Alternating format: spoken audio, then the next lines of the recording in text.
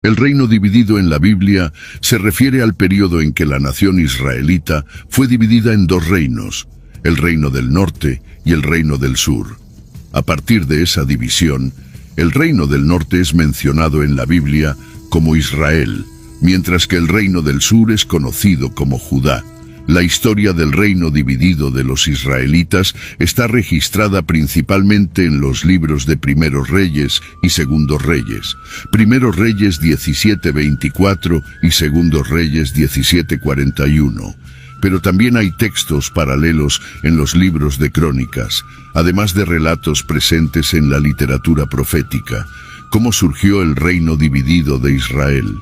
El reino dividido surgió tras la muerte del rey Salomón. En el año 930 a.C., Roboam, hijo de Salomón, ascendió al trono de Israel. La nación de Israel unificada estaba formada por 12 tribus. Sin embargo, en ese tiempo había un gran descontento entre los israelitas, especialmente entre aquellos que pertenecían a las tribus del norte. Salomón había cargado al pueblo con impuestos excesivos, pero cuando Roboam asumió el trono, se negó a atender las quejas de los ciudadanos, que eran totalmente justificadas en ese contexto. En lugar de escuchar las demandas del pueblo, el rey Roboam prefirió escuchar a sus jóvenes consejeros. Así que, con el desprecio de la corte como telón de fondo, las tribus del norte se levantaron en rebelión, lideradas por Jeroboam.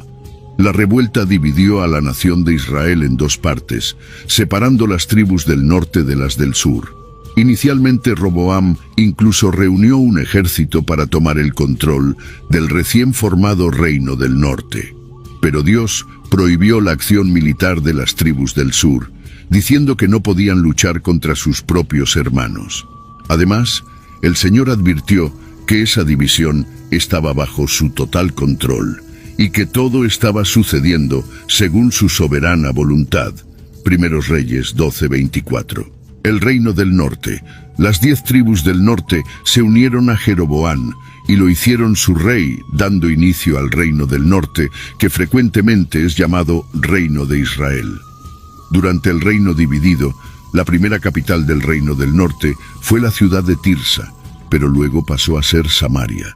Fue precisamente en este período que comenzó la tensión que con el tiempo se convirtió en una gran rivalidad entre judíos y samaritanos.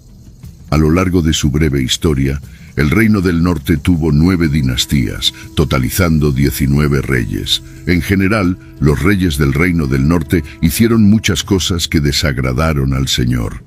Incluso, muchos de estos reyes llegaron al trono por medios violentos y perversos. Políticamente, el reino del norte fue marcado por muchas conspiraciones y religiosamente fue marcado por mucha idolatría. Jeroboam mismo, el primer rey del reino del norte, pronto se involucró en la idolatría y llegó a crear centros de adoración ilícitos en su territorio. A pesar de que la división política fue legítima, la división religiosa era incorrecta. Los israelitas deberían haber seguido adorando en el templo en Jerusalén. Tal vez, el punto culminante de la idolatría en el reino del norte ocurrió durante el reinado del rey Acab, que fue profundamente influenciado por Jezabel. En este período, Dios levantó al profeta Elías y al profeta Eliseo para denunciar la idolatría en Israel. La corrupción política, social y religiosa del reino del norte también se percibe claramente en la profecía del profeta Amós. Otro profeta levantado por Dios para profetizar al reino del norte fue Oseas. Incluso, a través de las experiencias personales del profeta Oseas con su esposa adúltera, Dios ejemplificó el adulterio religioso del reino del norte, el reino del sur. La capital del reino del sur continuó siendo Jerusalén. A diferencia de los reyes del reino de Israel, que provenían de diferentes dinastías, los reyes del reino de Judá eran todos descendientes de la casa de David.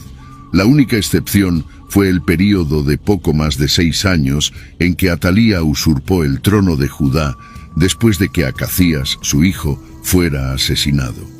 En general, los reyes del reino del sur fueron más comprometidos con la voluntad del Señor. La adoración continuó centralizada en el templo en Jerusalén, como había sido en los días de David y Salomón. Pero aún así, el reino de Judá también tuvo problemas con la idolatría. Entonces, en varias ocasiones, el impenitente reino del sur fue advertido por el Señor a través de los profetas sobre el juicio inminente que sería derramado debido al pecado. Joel, Isaías, Miqueas, Sofonías, Jeremías y Habacuc fueron los profetas del reino del sur antes de su caída. Durante el tiempo del exilio, Dios también levantó a los profetas Daniel y Ezequiel, y después del exilio a Ageo, Zacarías y Malaquías. El fin del reino del norte y del reino del sur. El reino dividido en dos estados independientes duró poco tiempo.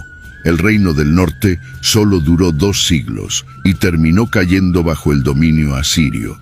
En el año 721 a.C., Samaria fue invadida por el ejército asirio y la población israelita fue exiliada.